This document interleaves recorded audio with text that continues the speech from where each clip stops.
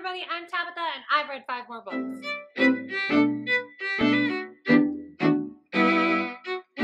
So if you watched my November wrap-up video, you already know that it's actually not true when I say I've only read 5 more and I'm a little behind. So we're just gonna jump right in and get into these reviews.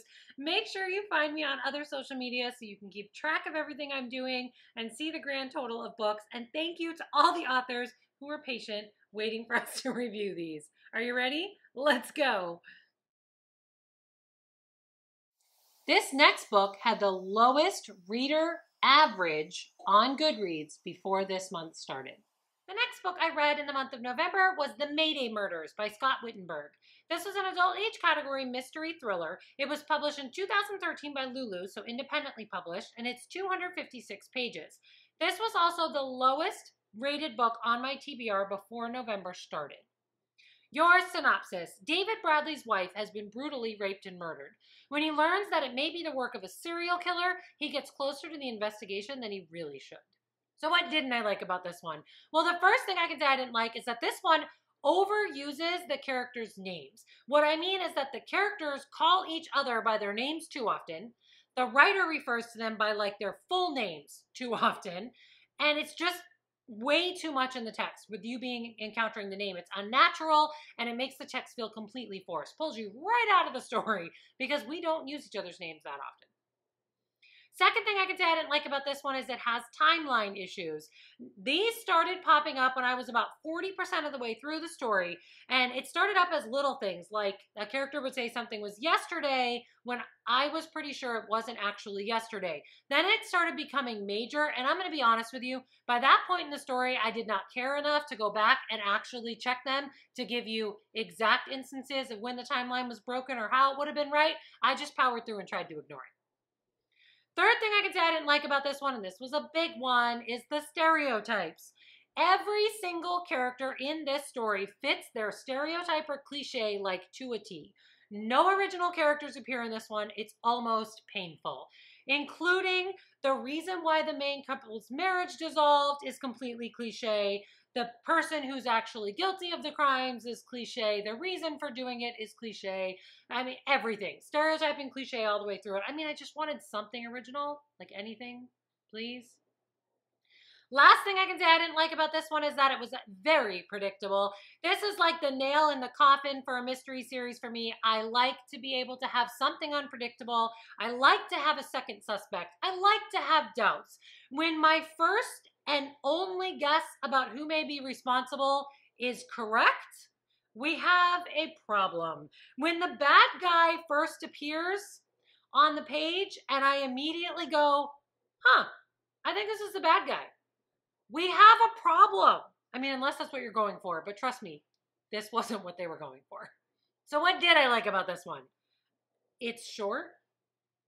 That sounds really bad, but here's what I mean. It doesn't ramble a lot. It doesn't drag on plot points that needed to be made fast. It's concise and it gets to the point quickly, and you know, that's good. I can also say that it's set in the 90s, and so that was kind of fun. A little nostalgia thrown in, right? That was cool. It was fun. That's all I can say.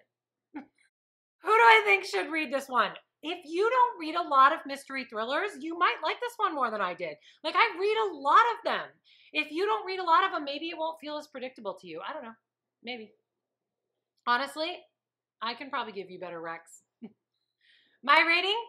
I gave this one 2 stars, and that might be being generous. This one is really problematic, and so that's where I had to go with it. I think it makes sense that it was the lowest rated. I see where you guys were coming from. So 2 stars for The Mayday Murders by Scott Wittenberg. The next book I read in the month of November was one that I was really looking forward to, Fate of the Vulture by Jessica Willis. This is a young adult age category fantasy novel. It was independently published in 2020. It is 278 pages, and thank you to everyone who participated in the Twitter poll to choose this book for me when I was looking for my next read. Your synopsis. Sinisa has spent years being a reaper, bringing souls into the underworld. Now she's discovered she's more than that. She's prophesized. Fate of the Vulture is the conclusion to the epic trilogy where reapers hold life in their hands and gods play with the souls of mortals. So what didn't I like about this one? There were some typos in this one, more than I remember noticing in the previous 2 books in this trilogy. It's not enough for me to call it a problem. You can always figure out what they meant, but for those of you who are big sticklers for grammar, you need to know there's a few typos. Second thing I can say I didn't particularly like about this one, without spoiling anything, I'll just say this book knows that it is a young adult age category fantasy novel. And so it follows the pattern for that genre. That's as best I can say it without ruining anything. That's not necessarily a bad thing. We read this genre. We know what's coming in the genre, right? I read this genre because I'm not bothered by tropes, because I know how things go in the genre, whatever. But be warned that if you hate young adult fantasy, this book more than the others might bother you, that it seems to fall into that. It makes it more obvious that it's this genre this time around. Boy, that's terrible, but I can't explain it better without spoiling things. I'm sorry. So what did I like about this one? Okay, the first thing I liked about this one, and this is like a big, can I give a big one? Oh, the slow burn romance. I love that. I love that. I cannot tell you how much I love that. This series is like, it's a fantasy series, and it doesn't forget that. It's not a romance. It's not about romance. It's not even a little bit about romance, but always in the back of this story, for this whole trilogy, we've had like that slow burn, right? These 2 people thinking they might maybe like each other. And I just love the way that hits in this trilogy, but this book specifically, it was adorable. I liked that. Second thing I can say I liked about this one, I've said it in every one of these books, Sinisa. I love this girl. I love her enough that I will reread this series. Seriously, she's flawed. She's broken. She questions everything, even when we can see the right answer, and even when her heart is trying to tell her the right answer. Her pain is so real, I think, through this whole trilogy. I just love her for it. So Sinisa is a new favorite character, and I will reread the series for her. Third thing I can say I liked about this one is the world building.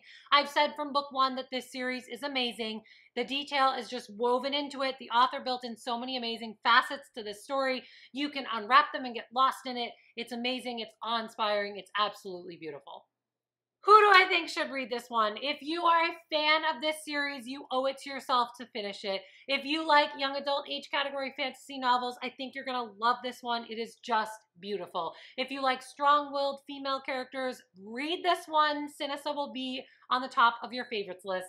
And if you love slow burn romance, oh my God, get these books. But you probably want to start with Soul of the Crow. Yeah. My rating? I'm giving this one 4 stars. Now that might confuse some of you because I'm raving about it like it's my favorite. And this series is definitely a favorite. But this one isn't going to cross genre.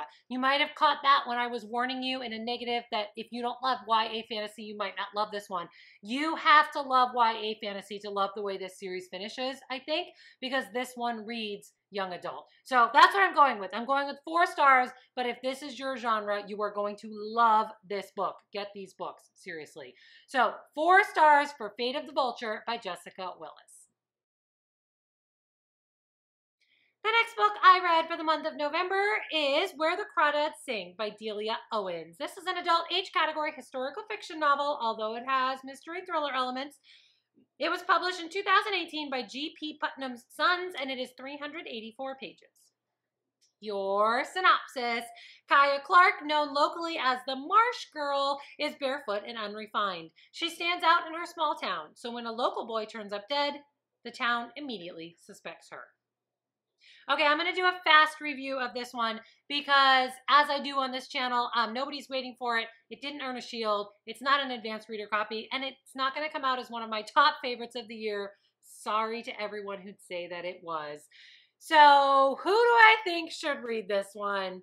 If you love stories that take their time, revel in beautiful language, and draw you slowly into the tale, you're probably going to love this story. I mean, really. This story is going to blend historical fiction with that mystery thriller in a slow, leisurely Southern pace. And if that sounds like your book, you're going to love this one.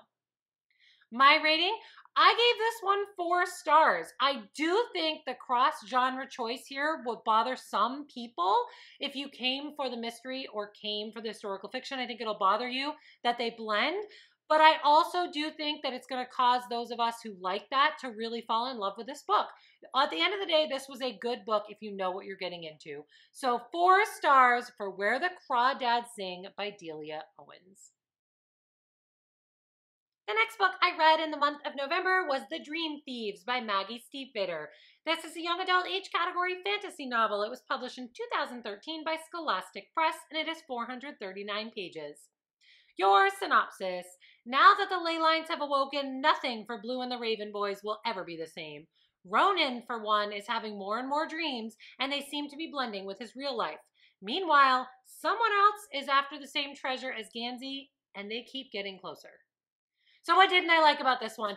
The first thing I could say I didn't like about this, and by the way, this is the sequel to The Raven Boys, is that I felt like in this one we were missing a lot of information for our friend Adam. Like, there's a lot going on that we don't know about. I mean, honestly, that's true also for Gansey, but I just feel like I'm waiting for another shoe to drop with Adam, and I liked Adam so much in the first one that it bugged me in this one. Second thing I could say I didn't like about this one is that the search for that Raven King guy, yep, see, it went so poorly in this book that I literally don't remember the name of the guy they're looking for. Yeah, I mean, technically that's still happening, and that was such a big part of the first book, like their search for him, that I kept looking for it. That plot line just drops from this one. That's not what this book is about. More on that in a second. But like, if you came for that, you're going to be disappointed. Third thing I can say I didn't like about this one, this is kind of a little one, but I could have done without it. I could have done without that whole scene where Blue was like getting jealous of the only other girl in the book who happened to wear a bikini. Like, can we just do away with that nonsense? Thank you, please? Yeah. Okay. So what did I like about this book? Aha, Ronan, which I was not expecting. So in the first book I mentioned in Raven Boys, I mentioned that I loved the dynamic of the group. I mentioned that despite the fact that each of the individual people were flawed, that worked in this book. And Ronan was who I was looking at, right? He was so flawed. But oh my God, we get up close and personal to Rowan Lynch in this book, and I loved him. Basically, he's the main character of this book. He becomes the most well-written character in this book and my absolute favorite. And the reason why I'm doing a full review for this story, because I am now obsessed with him. He was amazing. He's flawed. He's complex, deep, broken, this poor kid. And I just want to protect him at all costs. So I'm going to need to have him protected in the rest of the books in this series. Yeah? Second thing I liked about this one, and I said it in the first one, the found family stuff in this one is still completely epic. Their banter's great. Their interactions are great. I love it. And if you love found family, you should be reading this series. Third thing I could say about this one, I mentioned that we take a detour from what we thought was the plot in the first one, but that side journey works. I mean, it may be better than the first one. The stuff in this one is just deeper. What you're getting is a more detailed story that's more paranormal and more interesting for me. It's more focused. The relationships and that just drive this book. And honestly, I really do think this is better than the original, which is cool. So who do I think should read this one? If you're a fan of the first one, The Raven Boys, I think you're going to like where this one goes. But I also think that if you read the first one and thought that it needed more of a relationship focus, needed more paranormal, needed to be deeper, needed like one character we could really follow, you're going to love this one because that's exactly what this one does. I also think if you're a fan of paranormal being dropped into fantasy, you're going to love this series. My rating, I gave this one 4 stars. YA fantasy fans are going to love this world building, and seriously, this one is better than the first one, for sure. So 4 stars for The Dream Thieves by Maggie Stiefvater. The last book I read for the month of November, and the 5th for this video, is Juror number 3 by James Patterson. This is an adult age category mystery thriller. It was published in 2018 by Little Brown and Company, and it is 352 pages. Your synopsis. Ruby is a newcomer to Mississippi and to the Mississippi bar. Despite her fresh-faced status, or maybe because of it, a judge is about to bring her in on a racially charged murder case that might be beyond her abilities. This is going to be a fast review today because it's not an arc, it's not a shield, nobody's waiting for it, and I don't think it's going to make any of my favorites for 2020 lists. So please make sure to find the full review on Goodreads, and let's just do the fast stuff. Who do I think should read this one? Anyone who's interested in like a fictional law story that may or may not be realistic, I mean, I'm not a lawyer, so I don't know, but I have my doubts. You might like this one.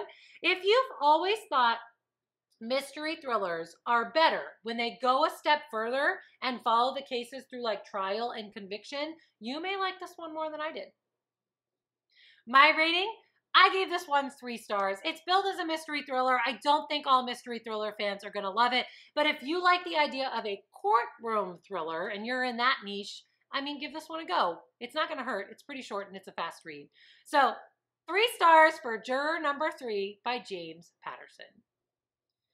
All right, that is it for me and the last 5 books I read in November. Thanks for being patient and watching this whenever you happen to be watching it. Special thanks to anybody who may have been waiting to hear about that shield for being patient enough to hear about it. Drop a comment to let me know you're still here. Hit subscribe and tap that little bell so you know when I'm back. Keep plotting the path to your own dreams, and I will see you next time. Bye.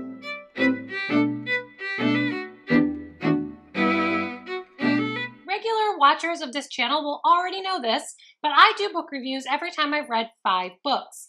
You should know that I don't read just one specific age category or genre. I'm actually a reader of pretty much anything. So I will make sure to tell you what age category, what genre it is, and more importantly, what kind of readers I think will love the book that I'm reviewing.